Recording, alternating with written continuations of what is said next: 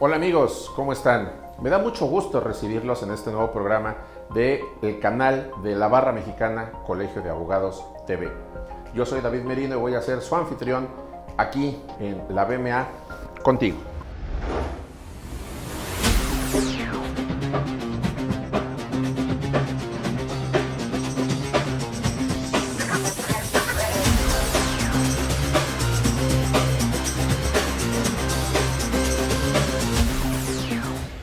Quiero comentarte que sabemos que existen muchas dudas de la gente con respecto a temas legales, a temas jurídicos, pero a veces sucede que los abogados somos demasiado técnicos, somos demasiado específicos y no nos acercamos verdaderamente a ver cuáles son las inquietudes de la gente. Hay que decirlo, a veces nos encerramos en nuestra burbuja jurídica y dejamos fuera las dudas que tiene la gente, las inquietudes que tiene. Por lo cual, en este programa nos estaremos acercando a ti, precisamente que nos estás viendo. Queremos responder tus dudas, conocer tus inquietudes y darte las respuestas que tú estás esperando. Por ello, salimos a la calle en compañía de nuestros compañeros de la producción y finalmente pudimos saber qué inquietudes tienes. ¿Con qué tema? Redes sociales. Vamos a ver qué le dijeron a Ana Claudia.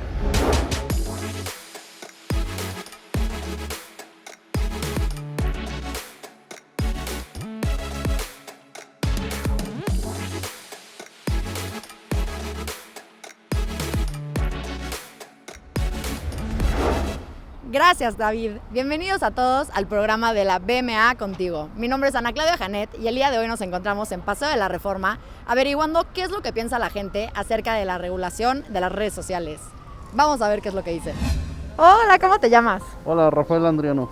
Mucho gusto, Rafael. ¿Tú conoces cuáles son tus derechos en términos de privacidad, de acceso a la información, de tus datos personales con las redes sociales? No estoy enterado. Tengo vago conocimiento, pero no del todo. Ok, ¿y sabes cómo usan las redes sociales tu información personal en el momento en que tú la compartes? No tengo conocimiento. ¿Tienes alguna pregunta que le quieras hacer a los abogados especialistas en este tema acerca de tu privacidad? ¿En dónde podría checar la información para saber, salvaguardar mis datos personales o en qué estancia o de qué manera protegerlo? Perfecto, pues muchas gracias por tu tiempo. Hola, ¿crees que nos puedas compartir tu nombre? Ah, sí, Dylan. Hola, Dylan, ¿cómo estás? Bien, muy bien. Oye, cuéntanos, ¿a qué te dedicas? Ay, hago animaciones bien divertidas para todo el mundo. Buenísimo. ¿Y cuántos años tienes? Ay, 23. ¿Tú consideras que hay algún riesgo al utilizar redes sociales? Sí. ¿Y cuáles crees que son los mayores riesgos que hay cuando utilizas una red social? Pues te pueden robar tu tarjeta, y el robo de identidad, por ejemplo. Uy, hay mucho de eso. Oye, ¿tienes alguna pregunta, alguna inquietud acerca del uso de privacidad, de tus datos, tu información? ¿Mi información? Pues hay muchas páginas que siempre me piden que me registre y no sé hacia dónde van esos datos y cómo puedo recuperarlos. Ok, perfecto. Pues muchas gracias. Hola, mucho gusto. ¿Crees que nos puedas decir tu nombre? Mariana Vázquez. Oye, ¿crees que deba existir una ley que regule a las redes sociales, cómo compartes información, todos los avisos de privacidad? Pues sí debería haber una, porque sí hay como que algunos datos que son un poco más sensibles que otros, entonces pues sí como que debería haber esa división entre qué es lo que pues sí puedes, bueno, no lo que sí puedes compartir, sino que lo que tiene permitido ver la demás gente de ti y lo que no. Muy bien, ¿tienes alguna duda, alguna pregunta, inquietud acerca de las redes sociales? Sí, acerca de si pueden ocupar contra mí alguna información que yo dé, autorizando, bueno, cuando tú autorizas que sí puedan ver tu información, así de que la autorizas así porque sí, y si pueden ocuparlo en contra tuya. Hola, ¿crees que nos puedas decir tu nombre, por favor? Claro, Santiago Castelán. Y Santiago, ¿a qué te dedicas? Soy artesano aquí en Paseo de la Reforma. Muy bien, ¿y como cuánto tiempo llevas aquí en Reforma? Ya como 10 años aproximadamente. Un ratote. ¿Tú crees que hay algún riesgo al utilizar las redes sociales? Bueno, puede que sí, en el sentido familiar yo lo veo así. Muchas veces he escuchado que hay secuestros, incluso extorsiones por las redes sociales, pero también es un medio muy importante hoy en día, que incluso para mí es de lo mejor que nos ha pasado en estos tiempos, yo creo. Muy bien. Y entonces, para ti, el mayor riesgo recae en la seguridad. En la seguridad personal y yo creo que familiar también. Oye, ¿y tú conoces los avisos de privacidad? Sí, pero honestamente no los he ocupado porque, pues es como te digo, yo soy responsable en lo que publico, en lo que tal vez comparto, pero hasta ahí. Muy bien. ¿Y tienes alguna duda acerca de estos avisos de privacidad o de las redes sociales en general? La verdad sí, en el caso de, por ejemplo, hay más en estos tiempos, creo que no puedes tanto criticar al gobierno o subir alguna publicación porque lo bajan o simplemente te reportan. Entonces, en ese sentido yo no estoy de acuerdo porque yo creo que debe de haber más que nada la libertad de expresión ante todo. Buenísimo, pues muchísimas gracias por tu tiempo. Gracias. Muchas gracias, Ana Claudia. Bien, pues como verán, Ana Claudia salió a la calle a preguntarle a todo tipo de personas las dudas que tenía con respecto a redes sociales. Y por ello quiero explicarte cuál es la dinámica de este programa. Efectivamente, estaremos recibiendo comentarios vía Twitter, vía Facebook, vía YouTube. Es más, aprovecho para decirte que si estás viendo este video en YouTube, te suscribas, le des a la campanita y le des también a la manita, para que no te pierdas los próximos videos y contenidos que la BMA TV va a tener para ti prontamente. Ahora, ¿qué sucede? Nosotros vamos a estar recibiendo estas dudas y comentarios de muchos temas, no nada más de redes sociales, el tema que tú quieras. Y obviamente, en compañía de mis compañeros barristas, vamos a responderlos. ¿Por qué? Porque la barra tiene un sinfín de comisiones, un sinfín de expertos en muchos temas, por lo cual no voy a ser yo el único compañero, el único abogado que va a estar aquí respondiendo estas preguntas. Entonces, ¿cuál es la dinámica? La dinámica es, este canal está hecho para ti, este programa está hecho para ti. Por lo tanto, nosotros en buena medida dependemos de que tú nos digas de qué queremos hablar. ¿Qué va a suceder? Vamos a tener las preguntas por cualquiera de estas vías, de estos medios, y te vamos a ir respondiendo una por una en la medida que lo permita, obviamente, el tiempo del programa. Por cierto, quiero aprovechar para que veas las redes sociales que están saliendo en este momento aquí en el canal y te suscribas también a todas ellas. Pues bueno, una vez explicado esta dinámica, también quiero comentarte que este programa sale un poquito de los cánones a lo mejor tradicionales y bajo la imagen que tú tienes a los abogados. Aquí también participan los compañeros de la producción, que finalmente pues también tienen dudas, inquietudes y bueno, por ejemplo, en el caso de este programa, pues también seguramente utilizan redes sociales. Así que si no tienes otra pregunta o otro inconveniente, vamos a empezar a responder los cuestionamientos que nos hicieron en la calle.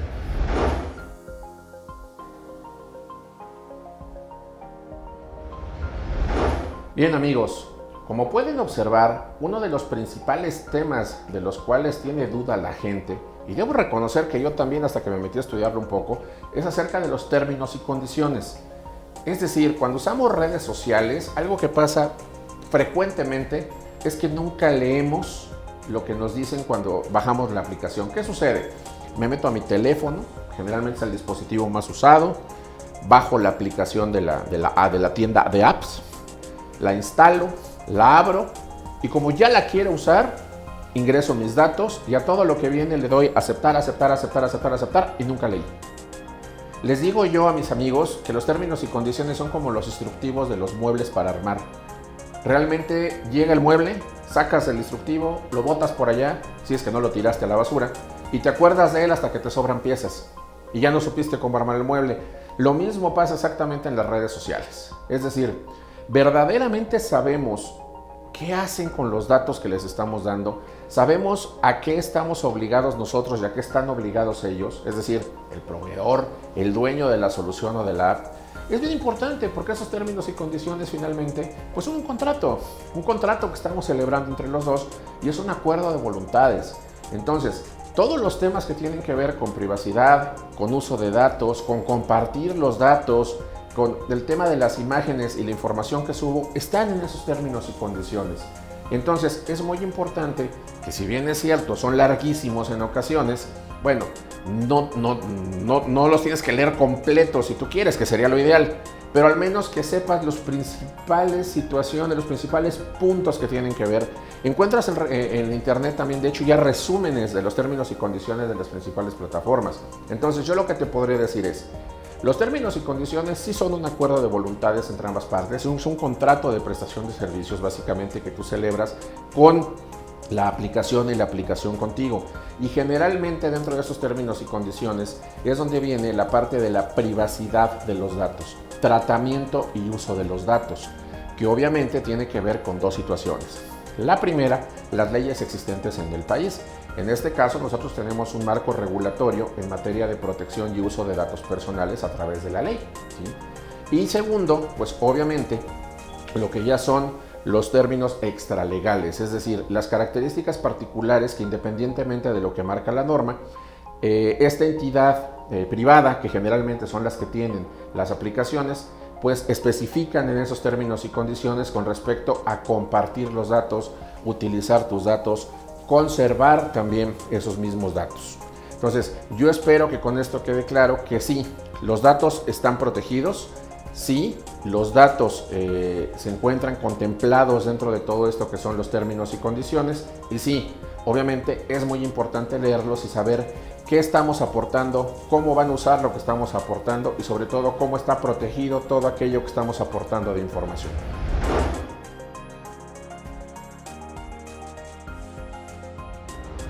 Continuando con estas respuestas, a ver, ¿qué pasa con el robo de identidad? ¿Qué pasa con la protección del consumidor? Bien, obviamente cuando aportamos datos, pues estos datos se encuentran resguardados en algún lugar. Pero es bien importante distinguir que una cosa es el robo de identidad y otra cosa es el uso de esa identidad. En muchas tipologías, es decir, en muchos códigos, en muchas leyes, ¿sí?, específicas en varios países, sí se contempla esta separación. Porque una cosa es que yo tenga tus datos personales, y obviamente obtenidos de forma ilegal, de forma que no tiene tu autorización, y otra cosa es que los use y para qué los use. Es decir, es muy importante que tú sepas que toda la información que tú le das a las redes sociales, desde que abres la red y toda la que tú vas subiendo y vas alimentando, es información que tú voluntariamente le estás dando a esa aplicación, a esa empresa. Y eso configura algo que se llama el Big Data, es decir, esta gran cantidad o masa de información que tienen y que la pueden utilizar para un sinfín de temas comerciales, científicos, industriales y obviamente pues lúdicos o de entretenimiento. Entonces, la primera recomendación que yo siempre les doy es, si quieres que algo sea privado, no lo subas a una red social. Eso es lo primero que tienes que hacer. Y lo segundo es que recuerdes que todo lo que subes, aunque lo borres, puede quedar ahí para siempre. ¿Por qué? Porque al final deja una huella cibernética, deja una huella informática. Bueno, además de que si lo subiste y lo borraste y alguien le tomó un screenshot, pues obviamente ya se quedó ahí para la posteridad. Entonces es muy importante que veas que el tema de robo de identidad es muy distinto cuando tú subes. A mí me ha tocado ver en redes sociales que gente sube de repente sus INES, las placas de su coche, fotos de sus hijos entrando a la escuela y saben en qué escuela está y quién es su hijo. Es decir, no subas temas de los cuales tú te puedas sentir comprometido, ¿sí? Tú eres quien abre la puerta de tu vida en las redes sociales. Ten cuidado con eso, ¿sí? Y segundo, el tema de protección al consumidor. Bueno, ciertamente la Ley Federal de Protección al Consumidor en estos artículos que aquí están apareciendo contempla protección en materia de comercio electrónico, no redes sociales, sino comercio electrónico. Cuando hacemos compraventas, lo que los abogados denominamos policitaciones, ¿sí? Es decir, yo oferto, tú aceptas. Pero obviamente la ley de Profeco me señala que yo como proveedor de ese bien o de ese servicio debo de señalar específicamente y de forma muy clara el precio, la forma de pago, las garantías, las condiciones. Debo de además darte a ti todas las calidades y características del producto y toda la certeza para que tú sepas que soy existente, que realmente existo, ¿sí? Adicional a eso, Profeco recientemente, hace un par de semanas, emitió una propuesta de código de conducta para las empresas que hacen comercio electrónico y unos lineamientos además que tienen que ver con la obtención de un distintivo de calidad, de seguridad Profeco para estos temas de economía digital. Entonces es muy importante que tú sepas que en adelante vas a ver que varios portales, varias empresas de estas que tienen comercio electrónico van a tener por ahí un distintivo que es el distintivo Profeco de calidad. Eso da seguridad y certeza de que es una empresa seria, que está identificada, que cumple con una norma mexicana que habla en materia de comercio electrónico. Y entonces sí, yo te recomiendo que si ves eso, estés tranquilo y seguro de que esa empresa existe, te va a responder en caso de que el bien o producto no satisfaga lo que tú buscabas, y sobre todo que el gobierno federal sabe que esa empresa existe y puede ser localizada y localizable.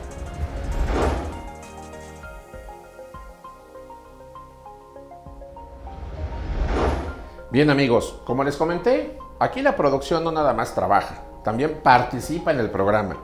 Tenemos una duda que nos están haciendo aquí los amigos de la producción y que consiste en lo siguiente. ¿Qué sucede con el contenido que yo subo a redes sociales? Por ejemplo, una foto que yo tomé, un poema que le dediqué a alguien o tal vez a nadie, pero lo subí en redes sociales, una canción que se me ocurrió hacer y me subí grabándola. Bueno, aquí es importante que veamos que tú cedes en la mayoría de las aplicaciones el contenido, es decir, el derecho. Recordemos que hay dos derechos, ¿sí? Hablando de estos temas. Uno es el derecho económico y otro es el derecho intelectual. El derecho intelectual quiere decir que si la canción tú la escribiste, pues es tuya, ¿sí? Si tú tomaste la foto o escribiste el poema, ese derecho intelectual, de autoría intelectual, es tuyo. Es más, ha habido temas y casos ahora en procesos en materia de patentes y marcas, específicamente más marcas y derechos de autor, en los cuales una marca nunca fue registrada, una canción tampoco, pero se subió a redes sociales y ahí queda la fecha. Entonces, cuando está este pleito entre quién fue el autor y quién fue el que primero la usó, te puedes ir a las redes sociales y demostrar que tú tal fecha la utilizaste y entonces solicitar algo que se llama anterioridad de uso.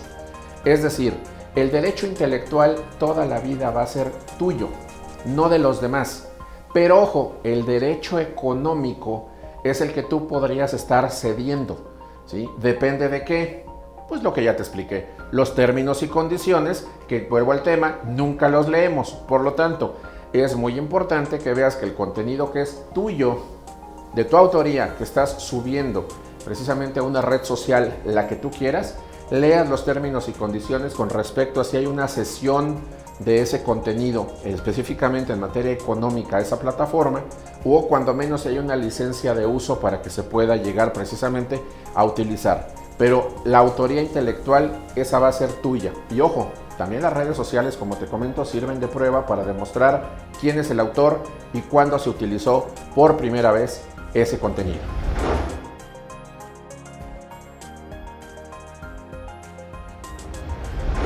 Otro tema que ha causado aquí controversia es la seguridad de los usuarios. Oye, ¿quién protege a los usuarios de las redes sociales? ¿Hace falta regularlos o no? Y sobre todo, ¿cómo los podemos regular?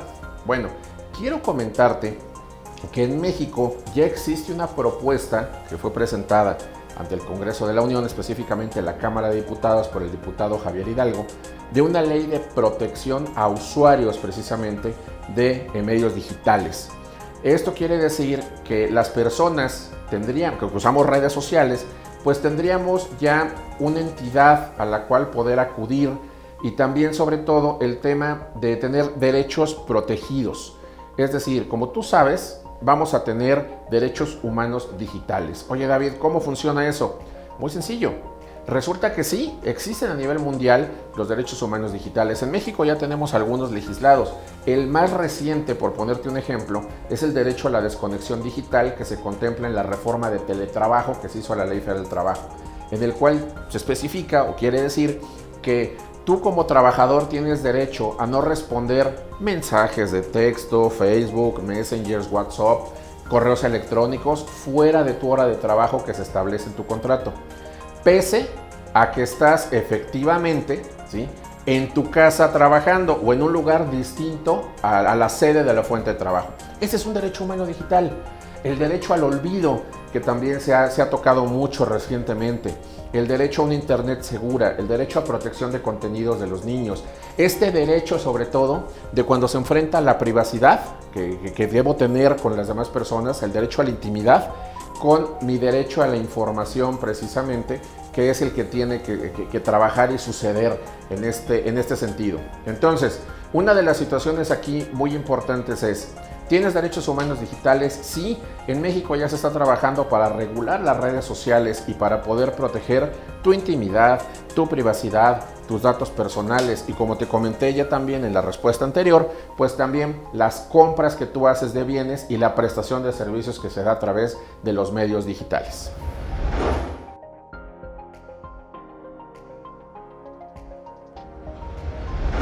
Bien, amigos, última pregunta. La última pregunta me gustó mucho y por eso la dejé hasta el final. No porque esté al final, tiene por qué ser la peor. Bien, miren, ¿qué pasa con las pruebas digitales?